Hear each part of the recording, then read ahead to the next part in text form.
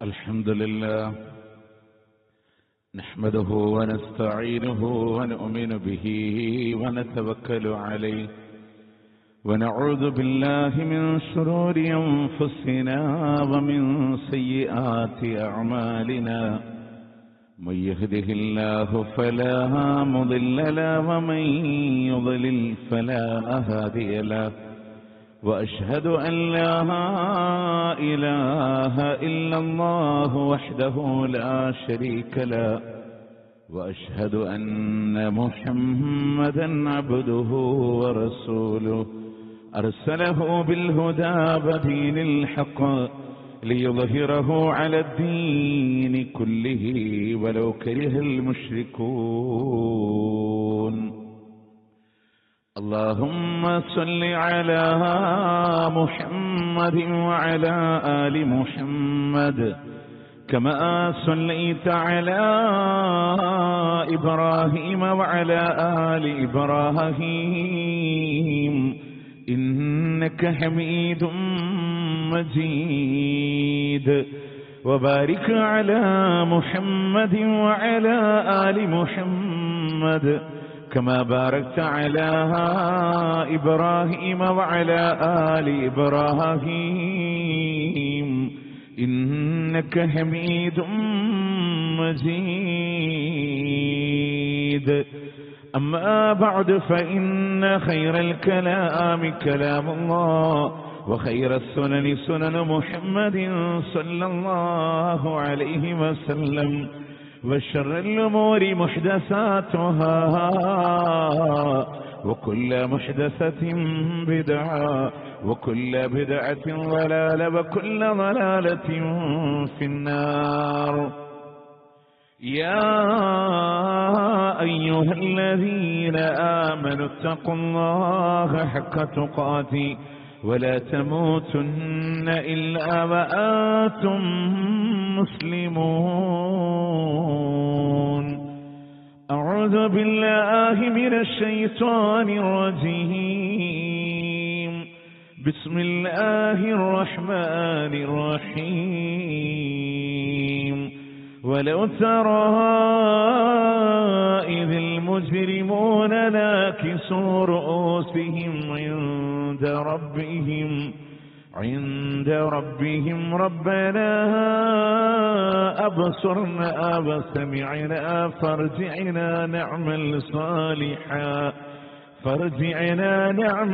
صالحا إنا موقنون പ്രിയ സത്യവിശ്വാസികളെ വിശ്വാസിനികളെ, അല്ലാഹു റബ്ബുൽ ഇസ്സത്തിന്റെ വിധിവിലക്കുകൾ ജീവിതത്തിന്റെ ഇതര മേഖലകളിൽ പാലിച്ചുകൊണ്ട് ജീവിതം മുന്നോട്ട് നയിക്കണമേ എന്ന് ആദ്യമായി എന്നോടെന്ന പോലെ നിങ്ങളോടും ഓർമ്മപ്പെടുത്തുകയാണ്, വസിയത്ത് ചെയ്യുകയാണ്. പ്രിയമുള്ളവരെ, മനുഷ്യരെല്ലാവരും ഒന്നല്ലെങ്കിൽ മറ്റൊരു രീതിയിലൂടെ ടെൻഷനാണ്, അസ്വസ്ഥരാണ്. പല രീതിയിലൂടെയുള്ള മാനസിക സമ്മർദ്ദങ്ങളും മനുഷ്യൻ അനുഭവിച്ചുകൊണ്ടിരിക്കുകയാണ്. പക്ഷെ ഇതിനെല്ലാം അള്ളാഹുവിന്റെ ദീന് കൃത്യമായൊരു പരിഹാരം നമുക്ക് പഠിപ്പിച്ചു തന്നത് ഒരു യഖീൻ നമ്മളിൽ ഉണ്ടാവണം എന്നുള്ളതാണ്. ദൃഢമായ വിശ്വാസങ്ങൾ ഉണ്ടാവുക, കൃത്യമായ പ്രമാണങ്ങളുടെ അടിസ്ഥാനത്തിൽ അള്ളാഹുവിനെ മനസ്സിലാക്കി അവനിൽ കൃത്യമായൊരു വിശ്വാസമുണ്ടെങ്കിൽ, അള്ളാഹുവിനെ അറിയേണ്ട രൂപത്തിൽ അറിഞ്ഞ് വിശ്വസിക്കേണ്ട രൂപത്തിൽ വിശ്വസിക്കുന്ന ഒരു ദൃഢവിശ്വാസം നമ്മളിലുണ്ടായാൽ അൽഹംദുലില്ലാ നിരാശകളില്ലാത്ത, ടെൻഷനുകളില്ലാത്ത ഒരു ജീവിതം നമുക്ക് കെട്ടിപ്പടുക്കാൻ സാധിക്കുന്നുള്ളതാണ്. അതുകൊണ്ട് തന്നെ ആ ഒരു യഖീൻ നമ്മളിൽ ഇല്ലാത്ത സാഹചര്യത്തിലാണ് മനുഷ്യൻ ആത്മഹത്യകളിലേക്ക് വരെ ആളുകൾ എത്തിച്ചേരുന്നത്. അവർക്ക് കൃത്യമായൊരു വിശ്വാസങ്ങളില്ല. എന്നെ അറിയുന്ന, എന്നെ നിരീക്ഷിക്കുന്ന, എന്റെ എല്ലാ കാര്യങ്ങളും കൃത്യമായി രേഖപ്പെടുത്തിയ അല്ലാഹു റബ്ബുൽ ഇസ്സത്തിനെ സംബന്ധിച്ചുള്ള ദൃഢമായൊരു ബോധം അവരിൽ ഇല്ലാതെ വരുമ്പോഴാണ് ചെറിയ പ്രയാസങ്ങൾക്ക് പോലും മനുഷ്യൻ ആത്മഹത്യകളിലൂടെ അഭയം കണ്ടെത്തുന്ന സാഹചര്യങ്ങൾ കാണുന്നത്. അതുകൊണ്ട് തന്നെ ഒരു കൃത്യമായ വിശ്വാസത്തിൽ ദൃഢമായി നിലകൊള്ളാൻ, അതിന്റെ പ്രത്യേകതകൾ മനസ്സിലാക്കാൻ നിങ്ങൾ നോക്കി, മഹാരഥന്മാരായ പ്രവാചകന്മാരുടെ ഗുണങ്ങൾ പറയുന്നിടത്തൊക്കെ അല്ലാഹു സുബ്ഹാനഹു വ തആല അവർ പ്രതിസന്ധികളെ തരണം ചെയ്യുന്ന മേഖലകളിൽ അവരുടെ യഖീനിനെ, ദൃഢമായ വിശ്വാസത്തിനെ അല്ലാഹു സുബ്ഹാനഹു വ തആല എടുത്തു പറയുന്നുണ്ട്. പ്രവാചകന്മാരുടെ ഗുണമായി ഇബ്രാഹിം അലൈഹിസ്സലാമിനെ പറയുന്നിടത്ത്, മൂസ അലൈഹിസ്സലാത്തു വസ്സലാമിനെ പറയുന്നിടത്ത്, മഹാനായ മുഹമ്മദുർ റസൂലുള്ളാഹി സ്വല്ലല്ലാഹു അലൈഹി വസല്ലമയെ പഠിപ്പിക്കുന്നിടത്ത് നോക്ക്, ഖുർആനിലെ സൂറത്തു അൻആമിലെ 6-ാം അധ്യായത്തിന്റെ 75-ാമത്തെ വചനം, മഹാനായ ഖലീലുല്ലാഹി ഇബ്രാഹിം അലൈഹിസ്സലാത്തു വസ്സലാമിനെ സംബന്ധിച്ച് അദ്ദേഹത്തിന് ആകാശഭൂമികളുടെ ദൃഷ്ടാന്തങ്ങളെ, പ്രാപഞ്ചികമായ അത്ഭുതങ്ങളെ അല്ലാഹു സുബ്ഹാനഹു വ തആല കാണിച്ചു കൊടുക്കുമ്പോൾ ആ ദൃഷ്ടാന്തങ്ങളുടെ പിന്നിൽ അല്ലാഹു സുബ്ഹാനഹു വ തആല പറയാണ്, വലിയകൂന മിനൽ മൂഖിനീൻ. എന്തിനാണ് ഇബ്രാഹിം അലൈഹിസ്സലാത്തു വസ്സലാമിന് ഇതൊക്കെ കാണിച്ചു കൊടുത്തത്? അദ്ദേഹത്തെ ഒരു ദൃഢവിശ്വാസിയായി മാറ്റാനാണ്, ദൃഢവിശ്വാസികളിൽ അദ്ദേഹം പെട്ടുപോകാനാണ് അല്ലാഹു സുബ്ഹാനഹു വ തആല ഇത് പറഞ്ഞത് എന്നുള്ളതാണ്. അപ്പൊ അള്ളാഹുവിനെ സംബന്ധിച്ചുള്ള ബോധമാണ്. നിങ്ങൾ നോക്ക്, സ്വന്തം മകന്റെ കഴുത്തിൽ കത്തിവെക്കണമെന്ന് അല്ലാഹു സുബ്ഹാനഹു വ തആല പറയുമ്പോ ആ ദൃഢവിശ്വാസം ഇബ്രാഹിം നബിയുടെ മനസ്സിലെ മകനെ കഴുത്തിറക്കുകയോ, ആ പിതാവിനെ സംബന്ധിച്ചിടത്തോളം വേദന കടന്നു വരാത്തത് ഇതെന്റെ റബ്ബ് പറഞ്ഞതാണ്, ആ റബ്ബിലുള്ള ബോധ്യമുണ്ട്, അദ്ദേഹത്തിന് അവിടെ പ്രയാസമായി വരണില്ല. അതുപോലെ തന്നെ നിങ്ങൾ നോക്ക്, മഹാനായ മൂസ അലൈഹിസ്സലാത്തു വസ്സലാം ഒരു രാത്രിയുടെ മറവിൽ പീഡനം അനുഭവിച്ചുകൊണ്ടിരിക്കുന്ന ഇസ്രയേലി സമുദായവുമായി മഹാനായ പ്രവാചകൻ മൂസ അലൈഹിസ്സലാം നാടുവിടുകയാണ്. ആ നാടുവിടുന്ന സന്ദർഭങ്ങളിൽ നിങ്ങൾ നോക്ക്, യാത്രക്ക് ഇന്ന് പോലെ കണ്ടെത്തുന്ന ദിശ നിർണയിക്കാനുള്ള സൗകര്യങ്ങളില്ല. അവർ കടലിന്റെ മുന്നിൽ വന്നു നിൽക്കാൻ കൂടെയുണ്ടായിരുന്ന ഇസ്രയേലി സമുദായം അവര് പോലും മൂസാ നബിക്കെതിരെ സംസാരിക്കാൻ തുടങ്ങി. പിന്നിൽ ഫിർഔനിന്റെ പട്ടാളങ്ങൾ വന്നു നിൽക്കുക, മുന്നിൽ കടലാണ്, രക്ഷപ്പെടാൻ ഒരു വഴിയുമില്ല. എന്റെ എല്ലാം കടന്നുപോയി, എല്ലാം നഷ്ടപ്പെട്ടു പോയി എന്ന് വേവലാദികളല്ല. അവിടെ മൂസ അലൈഹിസ്സലാമിന് പറയിപ്പിച്ച റബ്ബിലുള്ളൊരു വിശ്വാസമുണ്ട്. എല്ലാം അല്ലാഹുവിൽ തവക്കുലാക്കിയ മൂസ അലൈഹിസ്സലാം പറഞ്ഞൊരു മറുപടിയുണ്ട്, കല്ല ഇന്ന മഅയ റബ്ബി സയഹ്ദീൻ. എന്റെ കൂടെയുള്ള റബ്ബ് എനിക്ക് വഴി കാണിച്ചു തരുമെന്ന് മഹാനായ മൂസ അലൈഹിസ്സലാത്തു വസ്സലാം. ഇത് നമുക്ക് പറയാൻ കഴിയണം. അത് അള്ളാഹുവിലെ ആര് റബ്ബിലൂടെ അവൻ അറിഞ്ഞ് അവനിലൂടെ ഭരമേൽപ്പിക്കുന്നുണ്ടോ, ഒമയ്യ തവക്കൽ അലല്ലാഹ് ഫഹുവ ഹസ്ബുഹ്. ആര് അള്ളാഹുവിൽ ഭരമേൽപ്പിക്കുന്നുവോ അവന് റബ്ബ് മതി. ആ അല്ലാഹ് തരും നമുക്ക്, അതിൽ യാതൊരു സംശയവുമില്ല. അതുകൊണ്ട് തന്നെ ആ ഒരു ബോധമുണ്ടോ, നമുക്ക് അവിടെ ടെൻഷൻ അടിക്കേണ്ട അവസ്ഥ വരണില്ല. അല്ലാഹു സുബ്ഹാനഹു വ തആല മൂസ അലൈഹിസ്സലാമിനെ ആ കടലിനെ പിളർത്തിയെന്ന് മാത്രമല്ല, ആ മണ്ണിന്റെ ചതുപ്പിന്റെ ഭാഗങ്ങളെ യബസ ഒരു ഫുഡ് ബാത്ത് പോലെ ഉണക്കി യാത്രക്കുള്ള സൗകര്യങ്ങളെ ചെയ്തു കൊടുത്തവനുമല്ല മഹാനായ മുഹമ്മദ് റസൂലുള്ളാഹി സ്വല്ലല്ലാഹു അലൈഹി വസല്ലം. ആ പ്രവാചകൻ നാടുവിടാൻ മക്കയുടെ മണ്ണിൽ നിന്ന് പ്രവാചകൻ സ്വല്ലല്ലാഹു അലൈഹി വസല്ലം ഹിജ്റ പോകുമ്പോ പ്രവാചകനെ കൊല്ലാൻ ശത്രുക്കൾ വാളുമേന്തി പിന്നാലെയുണ്ട്.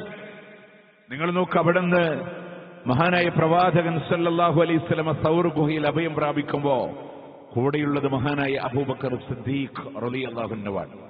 ഒരാൾക്ക് നല്ല പോലെ ഇരിക്കാനുള്ള കിടക്കാനുള്ള ഒരു സൗകര്യമില്ല. അബൂബക്കർ റളിയല്ലാഹു അൻഹു ചാരിയിരുന്ന് മടിത്തട്ട് റസൂലുള്ളാഹിക്ക് സൗകര്യപ്പെടുത്തി കൊടുത്തു. ആ ഗുഹയുടെ അത് കണ്ട ആളുകൾക്കൊക്കെ അറിയാൻ സാധിക്കും. അതിന്റെ മുകളിൽ ഇങ്ങനെ കയറിപ്പോയി ഒരു കുഴി പോലെ ഇങ്ങനെ കാണപ്പെടുന്നതാണ് സൗർ ഗുഹ. അവരൊന്ന് താഴേക്ക് നോക്കിയാൽ പ്രവാചകനെ കാണും, ഒന്ന് കുനിഞ്ഞാൽ മതി. അവർക്ക് പ്രവാചകനെയും അബൂബക്കർ റളിയല്ലാഹു അൻഹുവിനെയും ഇല്ലായ്മ ചെയ്യാം. ആ സമയത്ത് മഹാനായ പ്രവാചകൻ സല്ലല്ലാഹു അലൈഹി വസല്ലം അവിടുന്ന് പറഞ്ഞൊരു മറുപടിയുണ്ട്, ലാ തഹ്സൻ ഇന്നല്ലാഹ മഅന. അബൂബക്കർ ദുഃഖിക്കാനൊന്നുമില്ല, അല്ലാഹു നമ്മളുടെ കൂടെയില്ലേ. മളന്നക യാ അബൂബക്കർ, നിന്റെ വിചാരം എന്താ അബൂബക്കർ? മാ ബി ഇസ്നൈനി ഫല്ലാഹു സാലിസുഹുമാ. നമ്മൾ രണ്ടല്ല അബൂബക്കറെ, മൂന്നാമനായിട്ട് പടച്ച റബ്ബുണ്ട്, അല്ലാഹുണ്ട്. ആ യഖീൻ അവർക്കവിടെ. നിങ്ങൾ നോക്കേ, ആ യഖീൻ അവരെ ഒന്ന് കുനിഞ്ഞു നോക്കിയാൽ കാണും. പക്ഷെ കുനിയാൻ തോന്നാതിരുന്നത് അല്ലാഹ് തോന്നൽ അവർക്ക് കൊടുത്തില്ല എന്നുള്ളതാണ്. അങ്ങനെ അള്ളാഹുവിലുള്ള ദൃഢമായ വിശ്വാസം യഖീൻ നമ്മളിലുണ്ടോ, എല്ലാ മേഖലകളിലും സമാധാനമുണ്ടാവും എന്നുള്ളതാണ്. അപ്പൊ നമ്മളുടെ ജീവിതത്തിൽ തന്നെ നമ്മൾ ആലോചിച്ച് നോക്കേ, നമ്മളെല്ലാവരും പടച്ചവൻ എന്റെ ജീവിതം തന്നെ, ഞാൻ മാത്രം എന്താണ് ഇങ്ങനെ, എനിക്ക് വിചാരിക്കുന്ന പോലെ ഒന്നും നേടിയെടുക്കാൻ കഴിയുന്നില്ലല്ലോ, അപാകതകളും കുറവുകളും മാത്രമാണ് എന്റെ ജീവിതമെന്ന് ചിന്തിക്കുന്നവരുണ്ടെങ്കിൽ നമ്മുടെ മനസ്സിന് നമ്മൾ പഠിപ്പിക്കേണ്ട ഒരു ദൃഢമായ വിശ്വാസമുണ്ട്. എന്റെ തീരുമാനം എന്റെ കയ്യിലല്ല. അത് തീരുമാനിക്കുന്നവൻ ആരാണ്? അല്ലാഹു റബ്ബുൽ ഇസ്സത്താണ്. എന്റെ തീരുമാനങ്ങളൊന്നും എന്റെ കയ്യിലല്ല. എന്റെ റിസ്ക് തീരുമാനിക്കുന്നവൻ അല്ലാഹുവാണ്. എന്റെ ഉപജീവനങ്ങളെ തീരുമാനിക്കുന്നവൻ അല്ലാഹുവാണ്. എന്റെ ഭാവി തീരുമാനിക്കുന്നവനും അല്ലാഹുവാണ്. അതുകൊണ്ട് പടച്ചോൻ എന്താണോ തീരുമാനിച്ചത് അത് സംഭവിക്കും.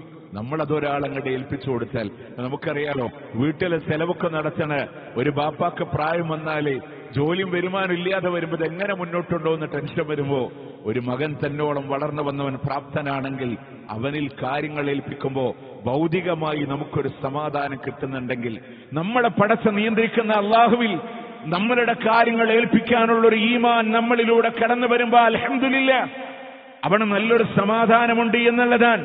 കാരണം എന്താണ്? മനസ്സിനെ പഠിപ്പിക്കേണ്ടത് വഅന്നൽ ഫളല ബിയദില്ലാഹ് യുഅതീഹി മൻ യശാ.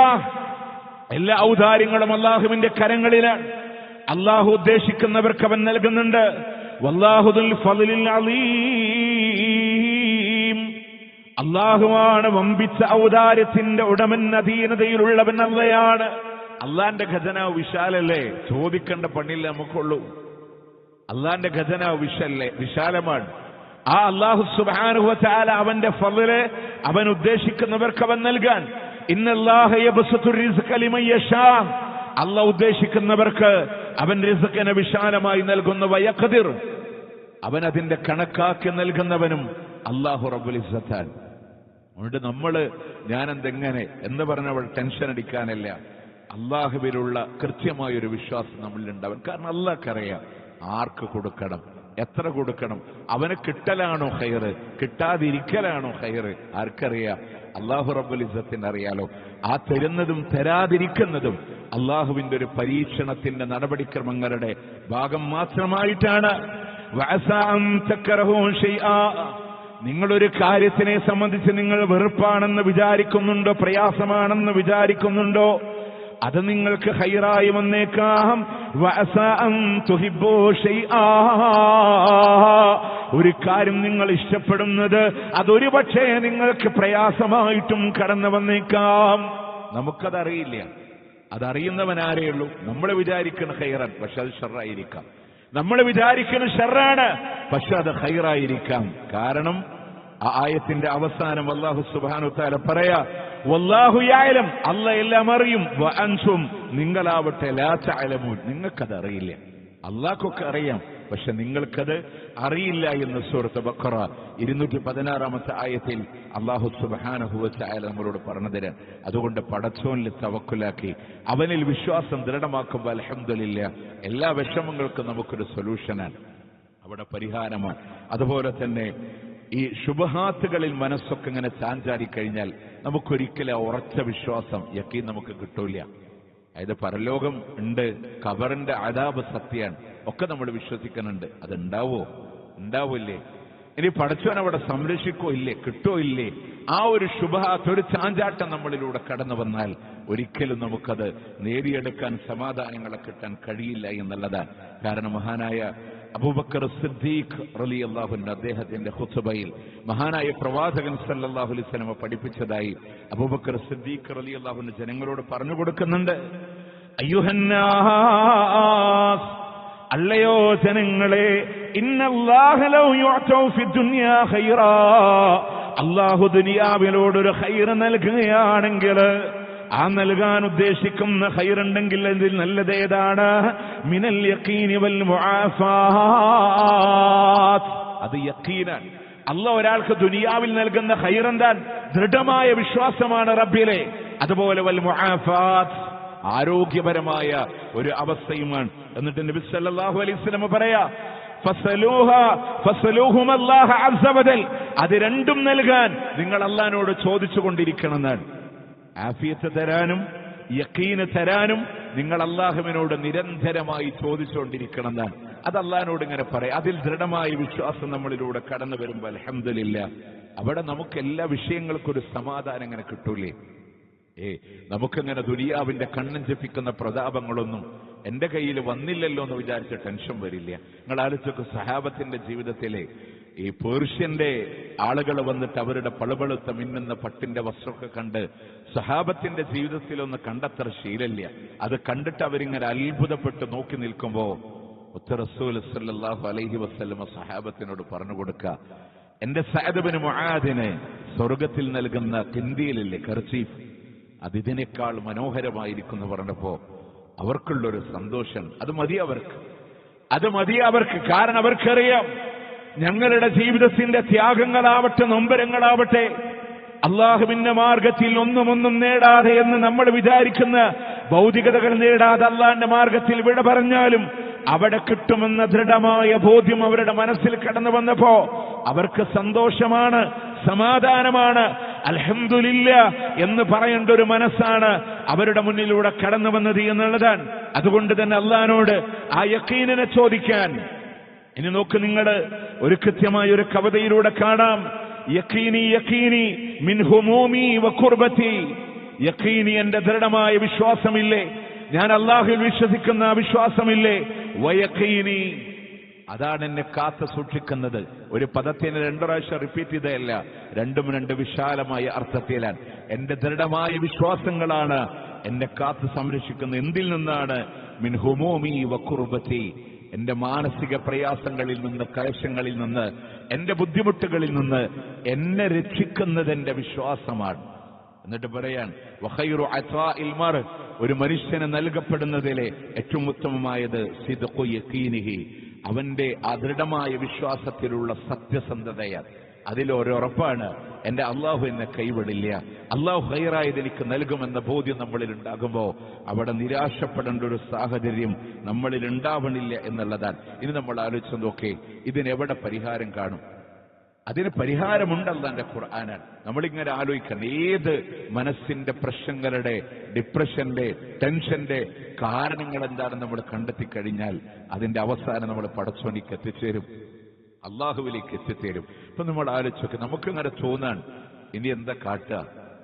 മഹാനായ പ്രവാചകൻ സല്ലല്ലാഹു അലൈഹി വസല്ലം പറഞ്ഞുതരാ, തർദു ഹിമാസൻ വചറൂഹു ബിസ്വാന, പക്ഷികളെ നിങ്ങൾ കണ്ടിട്ടില്ലേ? ഒട്ടിയ വയറുമായിട്ട് രാവിലെ പോയി നിറവയറുമായി വൈകുന്നേരം തിരിച്ചു വരുന്നവരാണ് അവരെ. അവർക്ക് റിസ്ക് കൊടുത്തതാരാ? അവർക്ക് ഭക്ഷണം കൊടുത്തതാരാ? അല്ലാഹു സുബ്ഹാനഹു വ തആലയാണ്. ആ റിസ്ക് കൊടുക്കുന്ന പടച്ച തമ്പുരാൻ, ആ അല്ലാഹുവിൽ നിങ്ങൾക്ക് കൃത്യമായ ബോധ്യമുണ്ടോ? അവനിലുള്ള ഭരമേൽപ്പിക്കലുണ്ടോ? അവനിലുള്ള തവക്കുലുണ്ടോ? പ്രയാസങ്ങൾക്കുള്ള പരിഹാരം അല്ലാഹു റബ്ബുൽ ഇസ്സത്തിലുണ്ട്. ആ ഉറച്ച ബോധ്യമാണ് അൽഹംദുലില്ലാ അവിടെ സമാധാനം നൽകുന്നത്. അവിടെ നമ്മളുടെ മനസ്സ് അസ്വസ്ഥമാകാതിരിക്കുന്നതും അവിടെയാണ്. ഇനി നോക്ക് നിങ്ങൾ, അല്ലാഹുവിന്റെ ഖുർആൻ, അതിനുള്ള പരിഹാരം അവിടെയാണ്. ബസായിറുൽ ലിന്നാസി ഹുദൻ വറഹ്മത്തുൻ ലിഖൗമി യൂഖിനൂൻ, അല്ലാഹുവിന്റെ ഖുർആനാണ് അവരുടെ കണ്ണു തുറപ്പിക്കുന്ന ഗ്രന്ഥമാണ്. ഹുദൻ വറഹ്മ, കാരുണ്യമാണ്, സന്മാർഗമാ. ലിഖൗമി യൂഖിനൂൻ,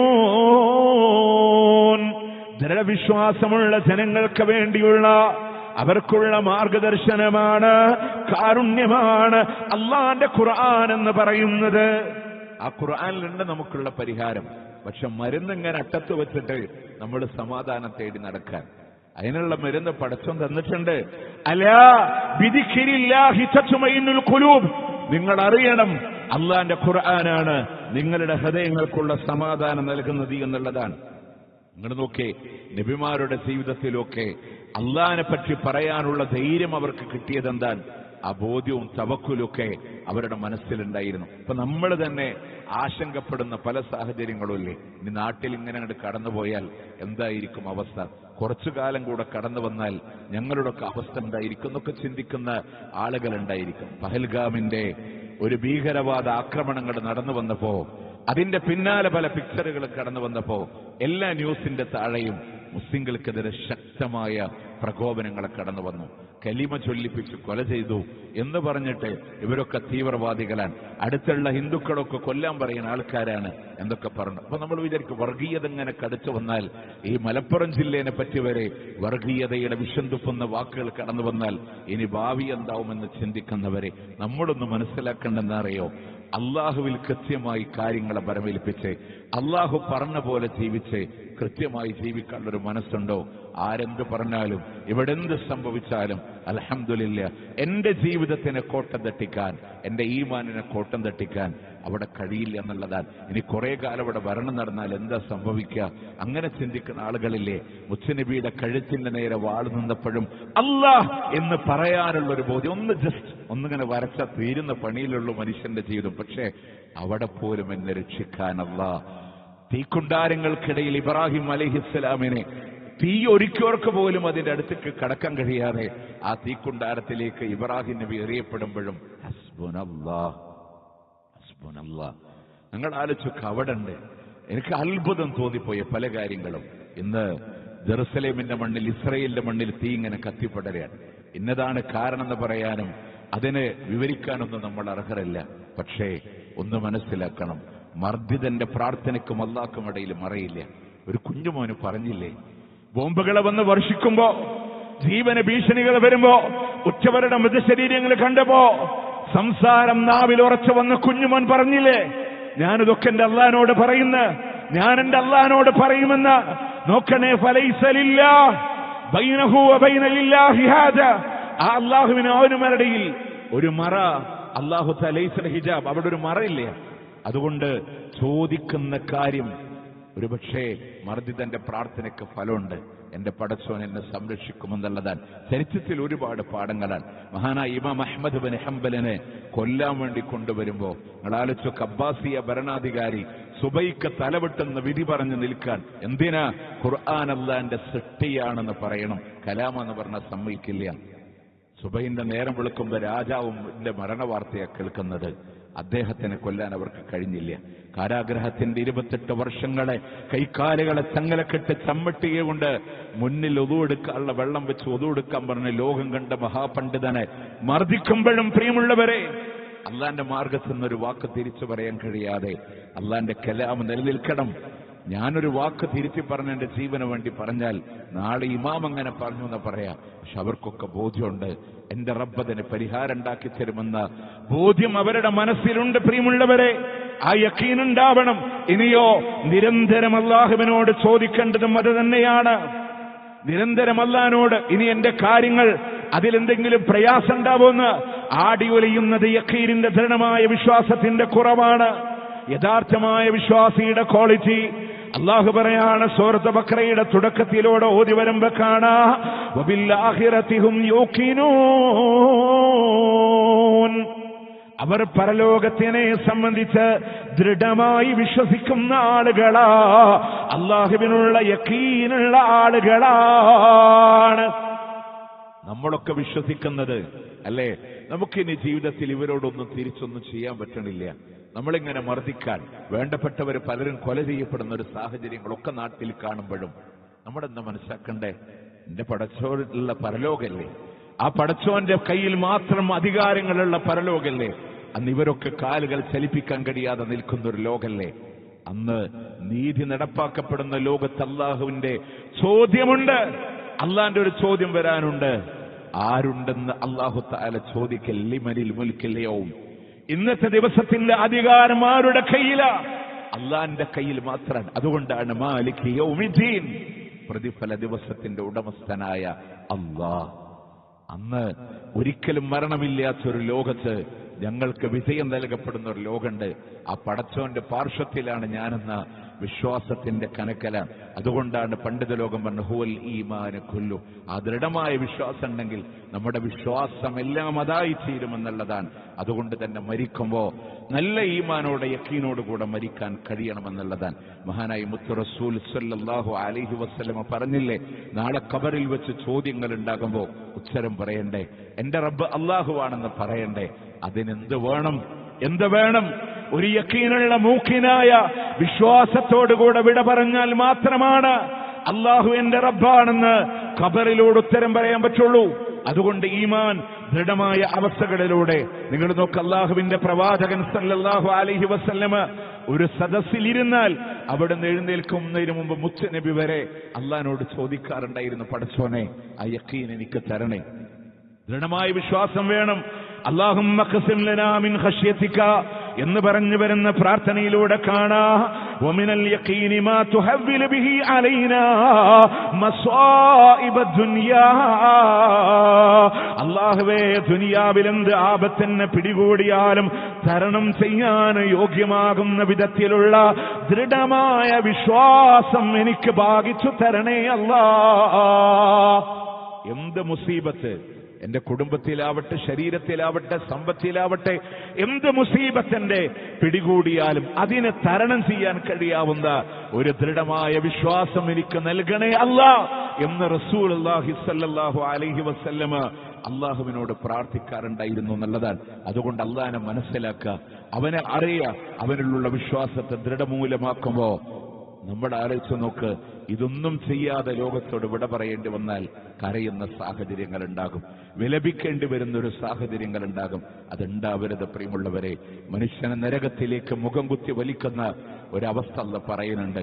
ആ പാപികൾ പരലോകത്ത് നിൽക്കുന്ന സാഹചര്യം അല്ല പറയുന്നുണ്ട്. സൂറത്ത് സജ്ദ 13-ാമത്തെ ആയത്തിലൂടെ കാണാൻ സാധിക്കും. വലൗ തറാ ഇദിൽ മുസ്രിമൂന നാകിസൂ റഊസിഹിം ഇൻദ റബ്ബിഹിം.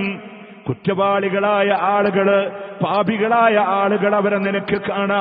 നാകിസൂ റഊസിഹിം, അവരുടെ തലകളെ അവർ കുത്തിപ്പിടിച്ചതായ അവസ്ഥകളിലാണ്. തല പൊന്തിക്കാൻ അവരെ കൊണ്ട് കഴിയണില്ല. ചങ്ങലകളാൽ മുഖം കുത്തി വലിക്കുന്ന അവസ്ഥകളാണ്. സൂറത്ത് യാസീനിൽ അല്ലാഹു പറഞ്ഞില്ലയോ, അഗ്ലാലം ഫഹിയ ഇലല്ലദ്ഖാനി ഫഹും മുഖ്മഹൂൻ. അവരുടെ പിരണി മുതൽ നെരിയാണി വരെ ചങ്ങലകളാൽ ബന്ധിച്ചവരാണ്. അവരല്ലാഹുവോട് പറയുന്നുണ്ട്, റബ്ബനാ അബ്സർനാ വസമിഅനാ. അല്ലാഹുവേ, ഞങ്ങൾ കണ്ടു അല്ലാ, ഞങ്ങൾ കണ്ടു അല്ലാ. സബാനിയത്തിന്റെ മലക്കിന്റെ കയറ്റവും ഇറക്കവും ഞങ്ങൾ കണ്ടു അല്ലാ. കൊട്ടാരങ്ങളൊക്കെ തീപ്പൊരികൾ പാറുന്നത്, നരകത്തിന്റെ ഭയവിഹുലമായ കാഴ്ചകളെ വസമിഅനാ, അതിന്റെ ഇരമ്പലും അട്ടഹാസങ്ങളും മലർച്ചകളും ഞങ്ങൾ കേട്ടുപോയിട്ടുണ്ടല്ലോ. അതുകൊണ്ട് തന്നെ ഫർജിഅനാ, ഞങ്ങളെ ഒന്ന് മടക്കിത്തരുകയാണെങ്കിൽ നഅമൽ സ്വാലിഹാ, നല്ലതുപോലെ അമൽ ചെയ്തോളാമല്ലാ, ഞങ്ങൾ നല്ലതുപോലെ പ്രവർത്തിച്ചോളാമല്ലാ. അടുത്ത വാക്കെന്തെന്നറിയോ?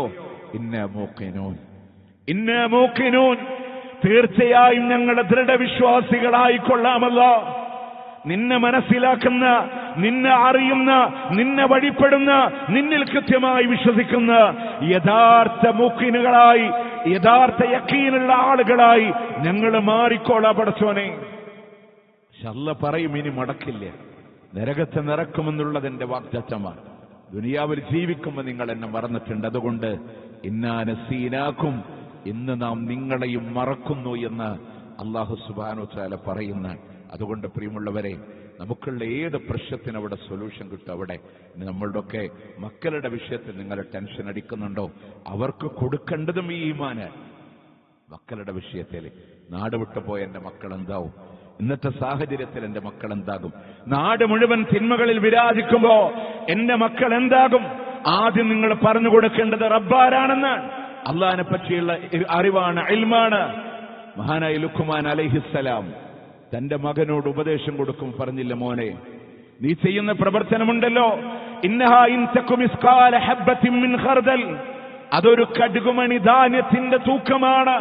അത് ആകാശഭൂമികൾക്കുള്ളിൽ എവിടെയാണെങ്കിലും, അതെല്ലൊരു പാറക്കെട്ടിനുള്ളിലാണെങ്കിൽ പോലും അല്ലാഹു അതിനെ കൊണ്ടുവരുട്ടോ, അല്ലാഹ് അതിനെ കൊണ്ടുവരും. അള്ളാഹിനെ പറ്റിയുള്ള ബോധം പറഞ്ഞു കൊടുത്തു. എവിടെയും അല്ലാഹുവിന്റെ നിരീക്ഷണമുണ്ടെന്ന് പറഞ്ഞു കൊടുത്തു. എവിടെയും അള്ളാഹിന്റെ പ്രീതിക്ക് വേണ്ടി പെരുമാറണമെന്ന് പറഞ്ഞു കൊടുത്തു. അഹങ്കാരത്തോടുകൂടെ നടക്കല്ലേ, ജനങ്ങളോട് മുഖം ചുളിക്കല്ലേ. കാരണം എന്താ? നമ്മളെ നിയന്ത്രിക്കുന്ന, കൺട്രോൾ ചെയ്യുന്ന അള്ളാഹിന്റെ പ്രീതിക്ക നമ്മൾ ജീവിക്കണ്ടേ. അങ്ങനെ പറഞ്ഞു കൊടുത്തോ നമ്മുടെ മക്കളോട്. ടിഫിൻ ബോക്സിലെ ഭക്ഷണം മുഴുവൻ കഴിക്കാൻ, വിഴാതെ സൂക്ഷിക്കണമെന്ന് പറയാൻ, ഓടിക്കളിക്കുമ്പോൾ നോക്കണമെന്ന് പറയാൻ, റോഡ് ക്രോസ് ചെയ്യുമ്പോൾ ശ്രദ്ധിക്കണമെന്ന് പറയാൻ, എല്ലാം പറയേണ്ടതാണ്. എല്ലാ ഉപദേശങ്ങളും പറഞ്ഞു കൊടുത്തിട്ടുണ്ട്. പക്ഷെ വളർത്തിക്കൊണ്ടുവരുന്ന പ്രായത്തിലെ പറഞ്ഞു കൊടുക്കേണ്ട അല്ലാഹ് എന്ന ബോധ്യത്തിനെ പറഞ്ഞു കൊടുക്കാൻ, യാ ബുനയ്യ ലാ തുശ്രിക ബില്ലാഹ് ഇന്ന ശിർക ലദുൽമുൻ അളീം. പൊന്നുമോനെ, അല്ലാഹുവിൽ പങ്കു ചേർക്കരുത് കേട്ടോ. അത് ഗുരുതരമായ പാതകമാണെന്ന് പഠിപ്പിച്ച ലുക്മാൻ അലൈഹിസ്സലാത്തു വസ്സലാം അള്ളാന്റെ ഖുർആൻ നമ്മളോട് പറയാൻ. അതുകൊണ്ട് വഴിതെറ്റാതിരിക്കാൻ മക്കൾക്ക് അള്ളാഹ് എന്ന ബോധ്യം അവരെ പഠിപ്പിച്ചു കൊടുക്കാൻ, ആ പ്രശ്നങ്ങൾക്ക് നമുക്ക് പരിഹാരങ്ങളാൻ. ജീവിതത്തിന്റെ എന്ത് നിങ്ങൾ നോക്കേ, വിവാഹപ്രായം കഴിഞ്ഞിട്ടും വിവാഹം നടക്കാത്ത മോളുടെ കാര്യത്തിലെ വാപ്പ ടെൻഷൻ അടിക്കുമ്പോൾ അത് പടച്ചോനെ ഏൽപ്പിക്ക്, നമ്മളൊന്ന് ആശ്വാസം കൊള്ളു. എന്റെ മകൾക്ക് അള്ളാഹ് വിചാരിച്ചത് ഖൈറാണെങ്കിൽ അൽഹംദുലില്ലാഹ്, ആ ഖൈർ നടക്കും. അതല്ലെങ്കിൽ ഇത്തിരി പോന്ന ജീവിതത്തിലെ വൈവാഹിക കുടുംബജീവിതം അല്ലാത്തൊരു ജീവിതമാണോ വിധിച്ചതെങ്കിൽ അത് നടക്കട്ടെ. പക്ഷേ എന്റെ മകൾ അള്ളാന്റെ മാർഗത്തിലാണെങ്കിൽ അതിനുള്ളതൊക്കെ പരലോകത്ത് അല്ലാഹു തആല കൊടുക്കൂലേ? പ്രിയമുള്ളവരെ, ഒരു രോഗത്തിന്റെ ക്യാൻസറിന്റെ വേദന സഹിക്കാൻ കഴിയില്ല. കഠിനമായ പ്രയാസം, വയറിനും മറ്റൊക്കെ ക്യാൻസർ വന്ന് നോക്ക്, മാരകമായ ലഹരിയുടെ ചെറിയൊരു പെർസെന്റേജ് വരെ പല ഡോക്ടേഴ്സും ക്യാൻസർ പേഷ്യൻസിന് വേണ്ടി നിർദ്ദേശിക്കാറുണ്ട്. എന്തിനാണ്?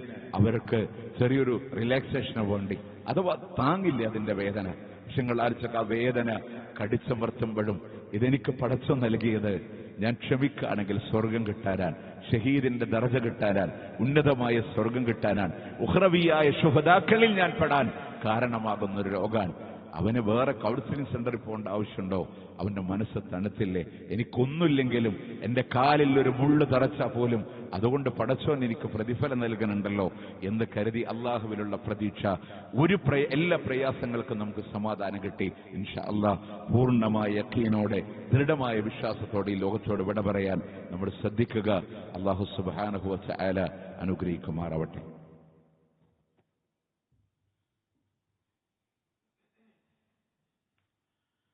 الحمد لله رب العالمين والعاقبة للمتقين ولا عدوان إلا على الظالمين. أصلي وأسلم على رسوله النبي الكريم وعلى آله وصحبه أجمعين. ما بعد اتقوا الله يا عباد الله. അള്ളാഹുവിനെ സൂക്ഷിച്ചുകൊണ്ട് ജീവിക്കണമെന്ന് ഒരിക്കൽ കൂടി ഓർമ്മപ്പെടുത്തുകയാണ്, വസിയത്ത് ചെയ്യുകയാണ്. പ്രിയമുള്ളവരെ, ഈ രണ്ടാമത്തെ ഖുത്ബയിൽ നിങ്ങളുടെ ശ്രദ്ധയിൽപ്പെടുത്താനുള്ളത്, അപ്പോൾ പലപ്പോഴും ചില ആളുകൾ ചില ചെയിനൊക്കെ കഴുത്തിൽ ധരിക്കുന്ന ആളുകളുണ്ടാവും, ചില വളകൾ ധരിക്കുന്ന, ഇനി മുതിർന്ന ആളുകൾ ധരിച്ചില്ലെങ്കിലും വളർന്നു വരുന്ന കുഞ്ഞുമക്കൾക്ക് കാണാൻ ഒരു സ്റ്റൈലാണ് എന്ന് കരുതിയിട്ട് അവരുടെ കഴുത്തിലൊരു മാലയോ കയ്യിലൊരു ഏതെങ്കിലുമൊക്കെ രൂപത്തിലുള്ള ബാൻഡുകളോ ഒക്കെ അണിയിപ്പിക്കുന്ന ആളുകളുണ്ട്. നമ്മൾ മനസ്സിലാക്കേണ്ടത്, സ്വർണ്ണമോതിരം ഒഴികെയുള്ള മോതിരങ്ങൾ പലതും പുരുഷൻ അല്ലാഹു സുബ്ഹാനഹു വ തആല അനുവദിച്ച് തന്നിട്ടുണ്ട്. അത്തരമുള്ള ആഭരണങ്ങളെ നമുക്ക് ധരിക്കാം. പക്ഷെ അല്ലാത്ത ആഭരണങ്ങൾ, ഇപ്പൊ കാതുകുത്തുക, അങ്ങനെ തുടങ്ങിയ പല പ്രവണതകളും സമൂഹത്തിൽ കണ്ടുവരും. അത്തരം കാര്യങ്ങൾ മുറൂഅത്തിന് എതിരായിട്ടുള്ള വിഷയം എന്ന് പറഞ്ഞാൽ അതൊരു പൗരുഷത്തിന്, പുരുഷന് ചേർന്നതല്ല എന്നാണ് അതിന് വിശദീകരിക്കപ്പെട്ടത്. നമ്മൾ മനസ്സിലാക്കേണ്ടത്, പുരുഷൻ പുരുഷനായിട്ട് നിലകൊള്ളാൻ വേണ്ടി നമ്മൾ ശ്രദ്ധിക്കണം. ആണിനൊരു പ്രത്യേകതയുണ്ട്, പെണ്ണിനും അവരുടെ വസ്ത്രധാരണത്തിലും ആഭരണത്തിലൊക്കെ ഒരു പ്രത്യേകതയുണ്ട്. അതുകൊണ്ട് തന്നെയാണ് ചില പണ്ഡിതന്മാർ അതിനെ ഹറാം എന്ന് പോലും പറഞ്ഞിട്ടുണ്ട്. ഒരുപാട് പണ്ഡിതന്മാർ അത് ഹറാമാണ് എന്ന രൂപത്തിൽ തന്നെ പറഞ്ഞിട്ടുണ്ട്. എന്തായാലും ചെയ്യാൻ നല്ലതാണെന്ന് ആരും നമ്മളോട് പഠിപ്പിച്ചിട്ടില്ല. കുറെ പണ്ഡിതന്മാരും അതിനെ നിഷിദ്ധം, ഹറാം എന്ന് പറഞ്ഞതാണ്.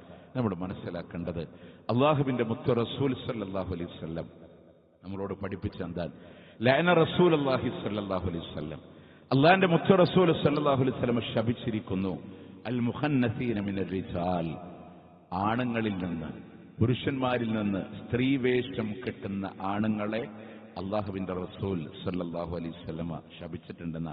വൽ മുത്തറജ്ജിലാത്തി മിനൻ നിസാ, സ്ത്രീകളിൽ നിന്ന് പുരുഷവേഷം കെട്ടുന്നവരെയും അല്ലാഹു തആല ശപിച്ചിട്ടുണ്ടെന്ന് അള്ളാന്റെ റസൂൽ സല്ലല്ലാഹു അലൈഹി വസല്ലം ശപിച്ചിട്ടുണ്ട്. അപ്പോൾ നമ്മൾ മനസ്സിലാക്കേണ്ടത്, ഒരു സ്ത്രീകൾക്കുള്ള ആഭരണങ്ങളെ പഠിപ്പിച്ചതിനെ അതൊരു പുരുഷൻ എന്ത് ചെയ്യേണ്ട ആവശ്യമില്ല, ധരിക്കേണ്ട ആവശ്യമില്ല.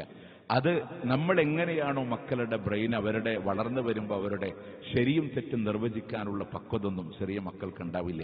പക്ഷെ നമ്മൾ നിസ്സാരവൽക്കരിച്ച് കൊടുക്കുന്നത് വലിപ്പത്തിലെത്തിക്കഴിഞ്ഞാലും അവരിലേക്ക് എത്തും. പുരുഷനെ ഹറാമാക്കിയ സ്വർണം വരെ കുഞ്ഞു മക്കൾ ആൺകുട്ടികൾ അണിയിപ്പിക്കുന്ന ആളുകളുണ്ട്.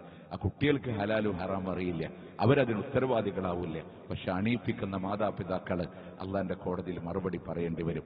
അവരുടെ വളർന്നു വരുന്നവരുടെ ബുദ്ധിയിൽ അതിനെ ലോലമാക്കി കൊടുക്കുന്ന തിന്മ ചെയ്യുന്നവർ നമ്മളാണ് അവരെ കേടുവരുത്തുന്നത്. അതുകൊണ്ട് തന്നെ നമ്മളും മറ്റുള്ള ആഭരണങ്ങളെ ധരിക്കാൻ, മാലയാവട്ടെ കൈച്ചെയ്യനുകളാവട്ടെ, വളകളാവട്ടെ, അങ്ങനെ അത്തരം ബാൻഡുകളാവട്ടെ, അത് ധരിക്കാൻ ഒരു പുരുഷൻ ഒരിക്കലും അഭികാമ്യമല്ല. ഏതെങ്കിലും രീതിയിൽ നമ്മളിലുണ്ടെങ്കിൽ ഈ ഖുത്ബ കഴിഞ്ഞ് പോണ സമയത്ത് തന്നെ ഒരു കാര്യം കേട്ടാൽ അത് ഹക്കാണെങ്കിൽ, പ്രമാണമാണെങ്കിൽ ജീവിതത്തിൽ പാലിക്കുക.